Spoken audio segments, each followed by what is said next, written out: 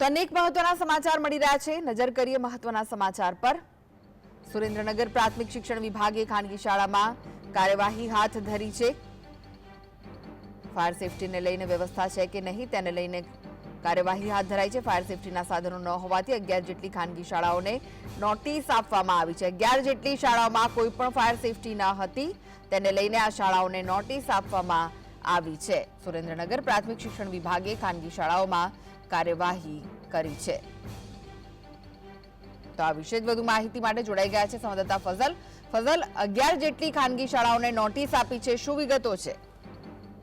ચોક્કસથી વાત કરવામાં આવે તો સુરેન્દ્રનગર જિલ્લામાં પ્રાથમિક શિક્ષણ વિભાગ જાણે સફાળું જાગ્યું હોય તેવું લાગી રહ્યું છે। રાજકોટ ગેમ ઝોનની જે ઘટના બની છે ત્યારબાદ સુરેન્દ્રનગર પ્રાથમિક શિક્ષણ વિભાગ દ્વારા ચેકિંગ કામગીરી હાથ ધરવામાં આવી છે। ફાયર સેફટીના સાધનો ન હોવા મામલે સુરેન્દ્રનગર જિલ્લા ઉપરાંત આજુબાજુના જે તાલુકામાં આવેલી 11 જેટલી શાળાઓને નોટિસ આપી અને તંત્ર દ્વારા સંતોષ અનુભવવામાં આવ્યો છે।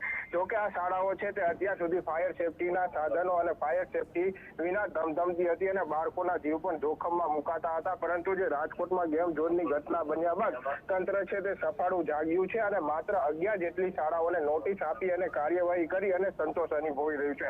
આ બાબતે હજી પણ તપાસ હાથ ધરવામાં આવે, જે શાળામાં ફાયર સેફટીના સાધનો નથી તેના ઉપર કડક કાર્યવાહી કરવામાં આવે તેવી લોક માંગ પણ ઉઠી છે। જી આભાર માહિતી આપવા માટે।